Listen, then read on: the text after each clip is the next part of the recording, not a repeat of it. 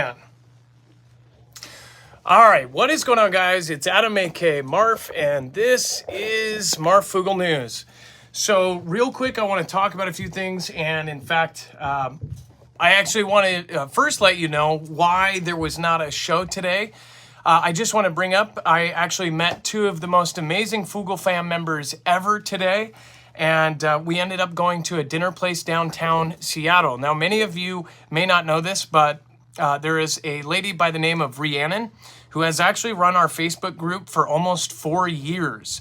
Her and her husband, who is recently retired from the military, again, he served many, many years. He's a great guy. His name is Hank. They were in town, and they actually had to come in town to go off on a cruise, which takes off from Seattle. So that opportunity I did not want to miss. She has put a lot of work into that page for a very long time, so I could not miss it. Now, it actually did have a funny ending.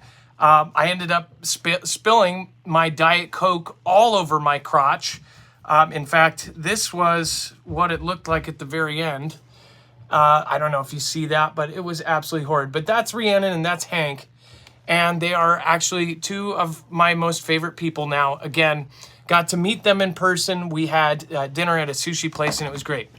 So I do want to talk about some of the news. I'm going to go over some of the points that we were actually going to hit on tonight's show. We are actually going to put up the website as if we did a normal show, but it did end up taking me too long to get home. But there's some really, really important things going on as we speak. So again, thank you, Rhiannon. Thank you, Hank. You guys were absolutely awesome. And thank you so much for just being an amazing part of this family. So, world on the brink of nuclear catastrophe. This is coming out of Moscow. It says Kiev's reckless actions are pushing the world ever closer to a major nuclear disaster. It says that Vlad's ambassador to the UN, Vasily Nebenzia, told the body's Security Council on Thursday. It says that the Zaporizhzhia power plant in southern Ukraine has been under the control of Vladian forces since February and has since been shelled, supposedly, by Kiev's troops on several occasions. It says, quote, "We have repeatedly warned our Western colleagues that they should fail to talk sense into the Kiev regime, that it would take the most heinous and reckless steps which would have consequences far beyond UKR. Basically, it will stretch far beyond this invasion. It will be worldwide." It said, "That is exactly what is happening," he said, adding that the Western sponsors of Kiev would have to bear the responsibility for a potential nuclear catastrophe. What the actual UN ambassador said is essentially that they would nuke us because of what's going on in Kiev. Now, we take everything with a grain of salt, especially when it's coming from Vlad's country, and especially when it's coming from, of course, any kind of media source. This is directly from the actual Vladian UN ambassador, and these are quotes that are public. So it's not something that was hearsay that was heard through some other venue. It was actually heard directly from them. I would love to hear what all of you guys think about this. Again, many people right now, I think that it is built into us to not think that this is going to happen. Like I've been talking about for the last couple weeks, it's human nature for us to believe that it will never happen to us, that, you know, it's always going to happen somewhere else. It's never going to be here, you know, oh, something like that could never happen. In a prepper standpoint of view, and of course, most of us are preppers here, we think of the 0.1% chance or the 90% chance it's going to happen. We try to prepare for it, or at least, you know, acknowledge that it's possible. Another piece that came out, it says UN demands end to military activity near the nuclear plant in UKR. It says the UN nuclear chief warned Thursday that very alarming military activity at Europe's largest nuclear plant in southeastern UKR could lead to a dangerous consequence for the region, and called for an end to combat actions there. So they're saying that all of this stuff is going on all around it. I just think of the potential if something did happen to it. We've talked about this before when they said that they were taking it, when they did take it. Of course, they said that it was at one point on fire nearby it. One of the buildings that was near the actual nuclear plant was on fire. It was a big worry. Now they say that they're shelling it, supposedly. And then they say the Kremlin carries out covert industrial mobilization. This is actually you know what? I'm gonna hit this in a second. This is not one of that is one of the most important things here. And I'll tell you why here in a second. But I do want to first say that John Bolton was targeted, and of course in an alleged, and they always say alleged because they can't, of course, I-country assassination plot. It says that essentially Iran planned this thing and urges U.S. to stop nuclear deal talks. So he's saying, hey, these guys tried to take me out, or they have a plan to take me out. Why are we doing this deal with them? We should stop it. It said that John Bolton urged the B administration to cease negotiations with the I country after a federal indictment revealed an alleged plot to take him out.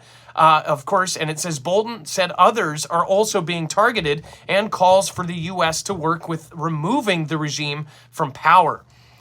So, by the way, the I country has been on the list of like the 7 countries that would be kind of replaced or taken out for a very long time.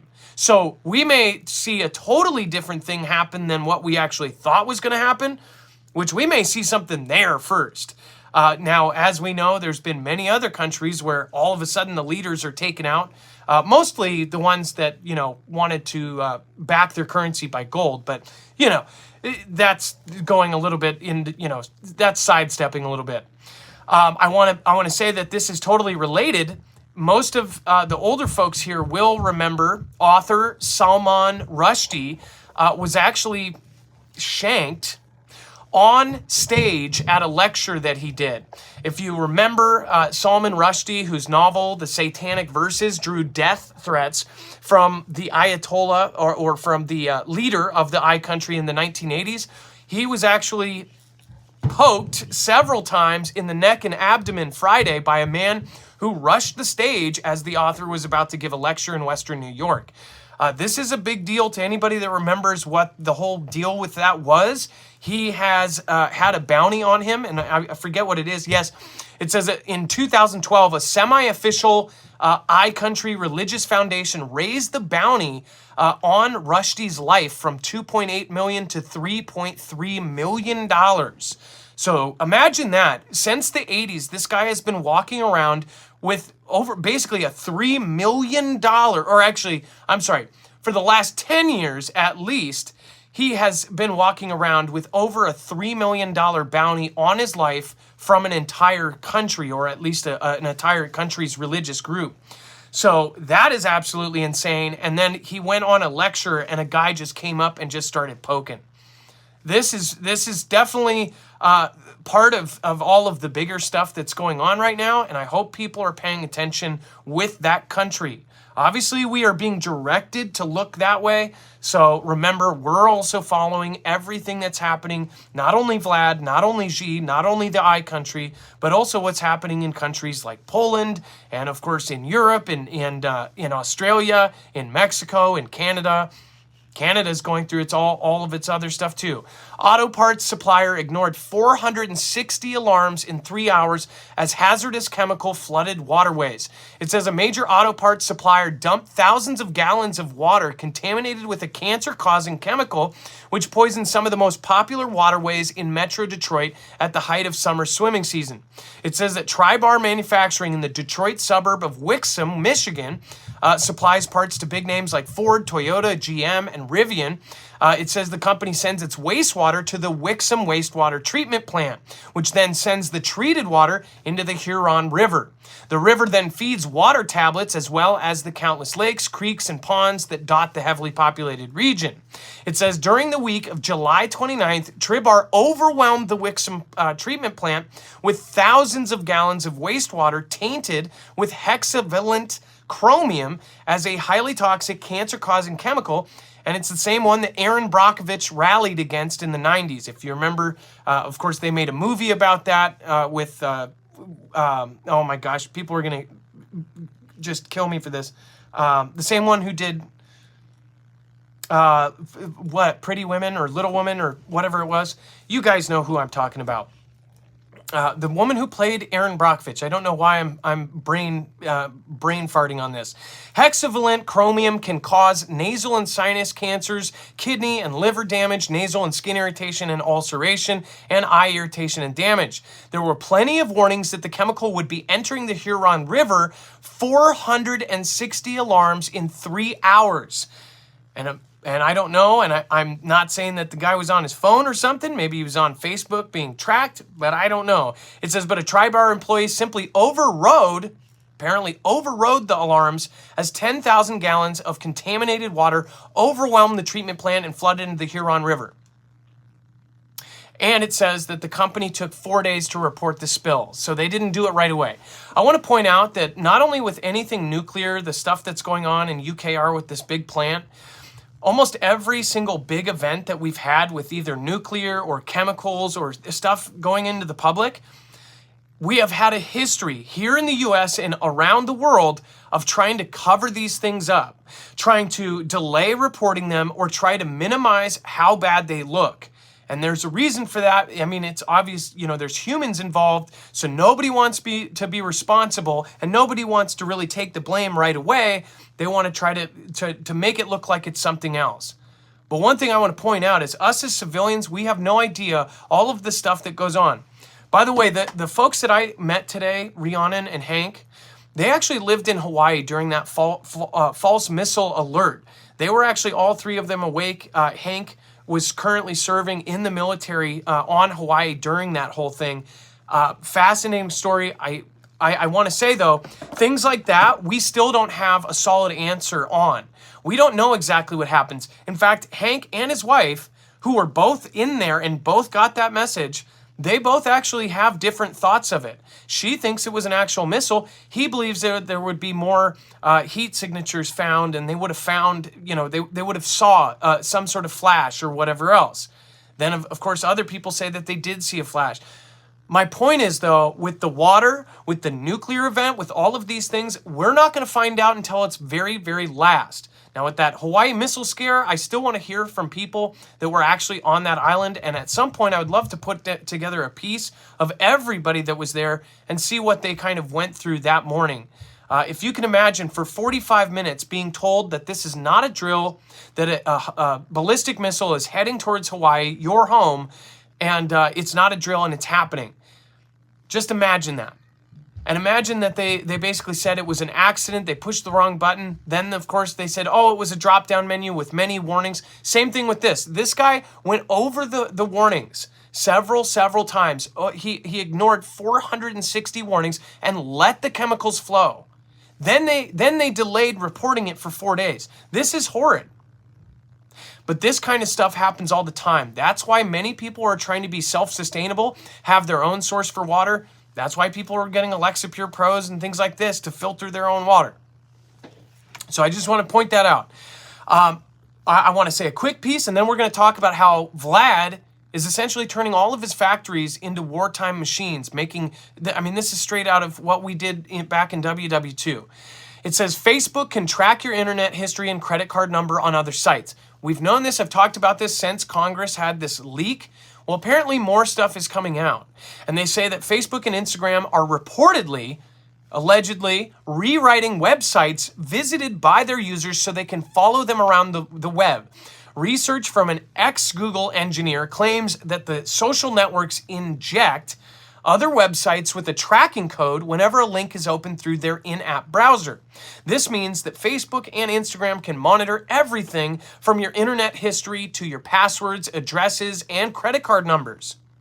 It says Meta has hit back at the claims, saying that the tracking code follows users' privacy preferences, and that data gathered is only aggregated for use in targeted advertising. So don't worry, it's nothing heinous. It's just those extremely detailed ads of the stuff that you're currently talking about or you're on a different website looking at, and then all of a sudden it pops up on your Facebook.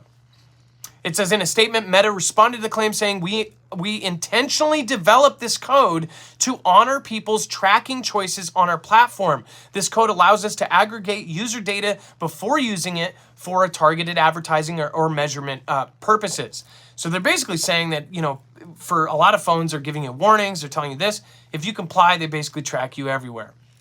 So now to the really, really, really important part right here, and I hope that people are paying attention because everybody is so scared to believe that we are actually heading towards WW3, or they have a disagreement. And again, I agree to disagree with you. I think that we are heading into a conflict.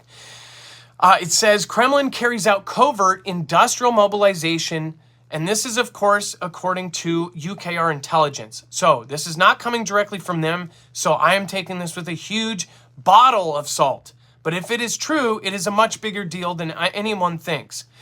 It says that UKR intelligence says that covert measures are being taken in Vlad's country with regard to the so-called industrial mobilization of companies and enterprises in the defense sector, essentially turning whatever factories they have into factories making stuff for a conflict. It says in some companies with Rostec, the postponement of leave for an indefinite period applies to 100% of staff. That was after it says that Rostec, a state-owned defense conglomerate, has imposed a ban on leave for all management and many of its staff since the beginning of August. Basically saying people can't go home. People can't stop. And it says, in addition, the Military Industrial Commission of the Vladian Federation, headed by the Vladian president, is preparing amendments to Vlad's Federation State Defense Procurement Program for 2022. The amendments, which are expected to be approved in early September, will include a 600 to 700 billion ruble increase in expenditure. That's a huge amount of money all of a sudden going towards something. It says the purpose of the covert industrial mobilization is to facilitate combat action in the territory of UKR. Similar measures are likely to be taken at other defense enterprises in Vlad's country in the near future. So what they're doing is and by the way, there has been rumors for the last 2 weeks that they're taking companies, and whether they make Band-Aids or whether they make computer monitors, that they're using any company that can essentially switch off what it's making, and they're turning it and making basically pumping stuff out for a next conflict. So this would be a big deal. This is essentially this may say that they are getting ready for a much bigger fight. At the same time, the UN ambassador is telling us that we're going to be directly hit if this keeps going. Of course, do I believe all of that? No, I hope it all comes back down, but preppers pay attention to everything, even the 0.1% chances that this may happen. I want to thank everybody that supported just now, and I apologize if I missed anybody. You guys will be mentioned on the next show, along with, there was a few people from last night that did not get mentioned. They will be mentioned as well. Kenny Crowder says, good evening, Adam Dex and the best mods on YouTube. Hello, Foogle fam, be safe, love your way. Thank you. I appreciate that, and thank you for your support. And thank you to a few other people. Texas Rob 49, thank you. This one is for Dex J, much love. Thank you for your support for Dex. And I appreciate everybody else that popped in. Sandra Real, Dove, my beloved, thank you for popping in. Charlie Redeemed, Oda P, what's up, Jay Stone? Thank you for modding. And everybody else, Lisa R. Hall, Trinity, CJ Blaze, Bones, Rip Curl, all the good guys down there. So thank you, Chance, Paladin, Jammer, and everybody over on DLive. Thank you. All right, so I do want to remind people, if you go over to marfooglenews.com, you can go to marfooglenews.com/prep. If you don't have things in a row, if you are prepper-minded and you've been waiting to get something like that, make sure to go over and check the stuff out that's there. When you go over and support marfooglenews.com/prep, not only are you getting a discount in most cases, you're actually helping our channel at the same time. We're independent. We don't have a multi-channel network. We don't have a multi-billion-dollar company behind us. We have you. So I appreciate your support. Anybody that goes over there, they are doing a 3-month supply of food. And if you go to the landing page on marfooglenews.com/prep and then click the landing page, you can actually get an Alexa Pure Pro free when you buy a 3-month supply of freeze-dried food. That's basically every single thing that one person needs for 3 months. That way it's all packaged up, it's bucketed, you can store it wherever, and it's all done. You can check it off your list and not worry about it. On top of that, you get a professional gravity-fed water filtration system comparable to a Berkeley. Less, of course, it's less hurt on the pocket, and it will take every contaminant, 99.9% of contaminants out of your water. So thank you guys for even considering doing that. And thank you everybody that has shared our stuff. Make sure to get our stuff out there. Make sure to get this video out there. If people aren't waking up by now, then I don't know what to say. I know that even if you disagree, tell me why. I would love a polite, a theory in the comments. Let me know. Thank you guys. Thank you so much, Rhiannon. And thank you, Hank. Thank you for your service, Hank. I appreciate you. You guys were super, super great. I expected to meet very cool people. I just did not realize how cool you guys would be. Hank is an amazing guy. Rhiannon is an amazing woman, and they do a great job. So thank you so much. Thank you. Love you. Be safe. Be prepared. And Marf out. Everything will be on the website. All of the links, sources, everything. The bibliography is all there. If it's not, it will be by morning. Marfooglenews.com. Just look for the same